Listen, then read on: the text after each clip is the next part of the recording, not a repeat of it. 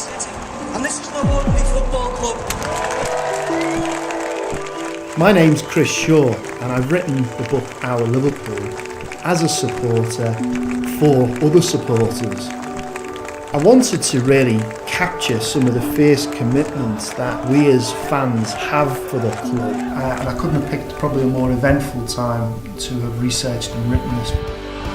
Get out of town. That's the widespread feeling of the red half of Merseyside as anger towards Liverpool's American owners Given another 6 weeks to find a new buyer for the club, the Royal Bank of Scotland is expected to extend a deadline on A boardroom battle has erupted at Liverpool Football Club this evening as the controversial co-owners attempted to oust two directors. We really do see this as our club, whoever owns it.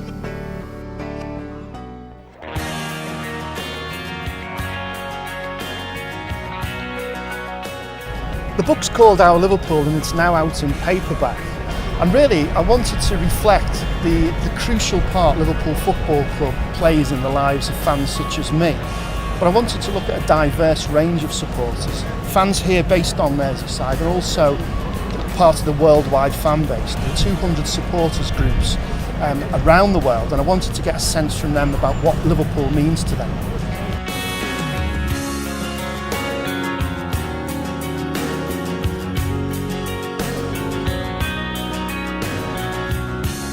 The book features interviews with journalists, with fans groups, supporters groups in all 5 continents of the world, and I've really tried to get a sense of what makes the Liverpool supporter tick, home and abroad.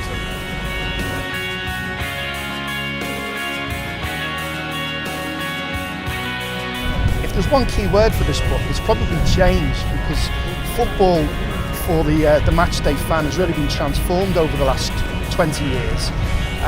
Huge changes. Many of those have been positive, such as better facilities, less crowd trouble at the games, and of course more opportunity to watch matches on the TV. But on the flip side, there's also been a lot of downside. The growing commercialism of the sport has meant that many of the traditional fans have been frozen out, if you like.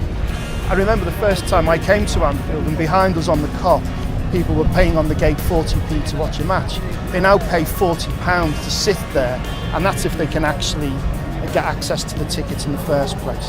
So there's been a big change, and the big concern, of course, is that the traditional fans, the working class fans, have been priced out as a result of the growing commercialism in football. I interviewed many supporters, as I say, from all 5 continents. Liverpool actually has 200 supporters branches around the world. And what came over in my research was just how committed, how fierce and passionate they are, and how they really respond to the ethos, the traditions and the history of Liverpool Football Club. In South Africa and America, they're just really taken aback by that level of passion and real commitment. Now you get it obviously on Merseyside with Liverpool fans who are paying £3,000–4,000 a season to follow the club, but you also get it around the world as well. And you see it from the fans in Asia who are in sports bars until the early hours when Liverpool had a midweek match.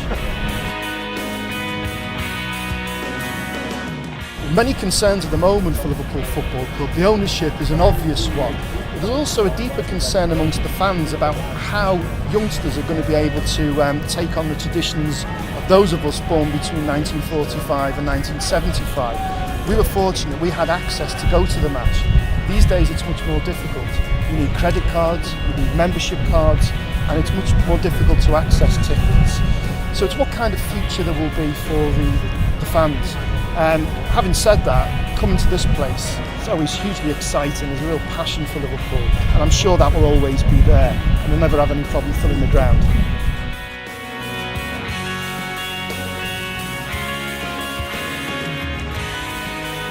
There's a mixture of fury, concern and worry amongst the fans.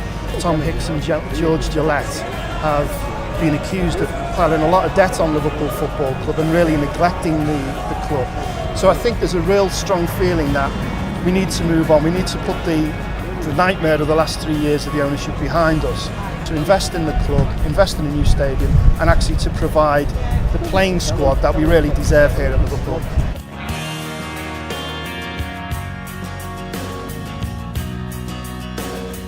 Well, Liverpool jealously guards its own sense of uniqueness, I feel, and the interviews I conducted with journalists, bloggers, I spoke to Steve Nicol, I spoke to the Spirits of Shankly group, Peter Hooton, and the one thing that came over is Liverpool Football Club is not like any other club, and I think that's appreciated throughout the world.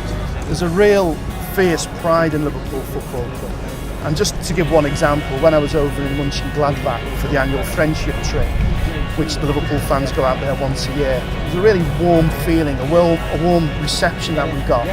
And the Germans told us that they really admired the fact that Liverpool is a unique sporting institution for its success, for its traditions, for its atmosphere. It's the whole package.